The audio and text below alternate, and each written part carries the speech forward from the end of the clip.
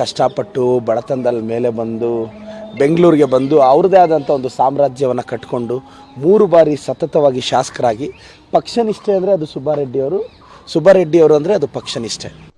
ಏನು ಅರ್ಥವೇ ಆಗ್ತಿಲ್ವೇ ಈ ಕೇಸು? ಒಂದು ವ್ಯಕ್ತಿಯನ್ನ ಇವತ್ತು ಇಡಿ ಅವರು ರೈಡ್ ಮಾಡ್ತಿದ್ದಾರೆ. ಅಲ್ಲಲ್ಲಲ್ಲಲ್ಲಲ್ಲಲ್ಲ, ನಾನು BJP ಅವ್ರನ್ನ ಕೇಳ್ತೀನಿ, ಅಮಿತ್ ಶಾ ಅವ್ರ ಮಗ ಜೇಷ ಅಂತಿದ್ದಾರೆ. ಅವ್ರದ್ದು ಒಂದು ಕಂಪನಿ ಇದೆ, ಆ ಕಂಪನಿ ಟ್ರಾನ್ಸಾಕ್ಷನ್ ತುಂಬ ಕ್ಲೀನ್ ಆಗಿದೆಯಾ? IT ಇಡಿ ಅವ್ರಿಗೆ ಆ ಕಂಪನಿ ಕಾಣಿಸ್ತಾನೆ ಇಲ್ಲ.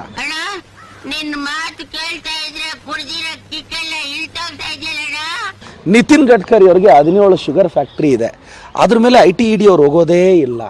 ಮಹಾರಾಷ್ಟ್ರ CM ದೇವೇಂದ್ರ ಫಡ್ನವೀಸ್ ಅವ್ರದ್ದು ಕಂಪನಿಗಳಿದೆ, ಅದ್ರ ಮೇಲೆ ಯಾರೂ ಹೋಗೋದೇ ಇಲ್ಲ.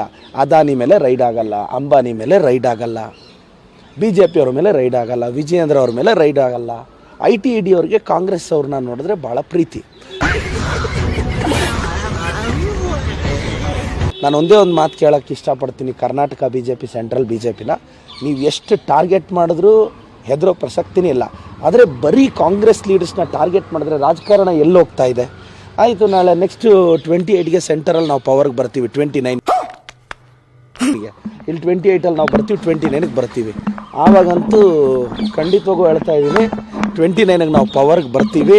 BJP ಅವ್ರನ್ನ ಹುಡುಕಿ ತಿಹಾರ್ ಜೈಲಂತೂ ತುಂಬಿಸ್ತೀವಿ.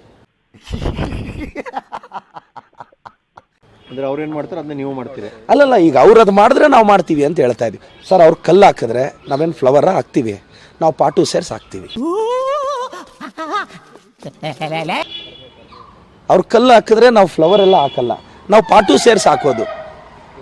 ಅದವ್ರಿಗೂ ಈಗ ನೀವು ಕಲ್ಲು ಅಂದರೆ ಹಿಂದೆ ಕಲ್ಲು ಹಾಕಿರೋದಕ್ಕೆ ಅವರು ಈಗ ಆಗ್ತಾ ಇದ್ದಾರೆ ಅಂತ. ನಾವು ಹಿಂದೆ ಏನು ಕಲ್ಲು ಹಾಕಿಲ್ಲ, ಮಾಡಿದ್ರಿ, ಕಲ್ಲೇನು ಹಾಕಿಲ್ಲ.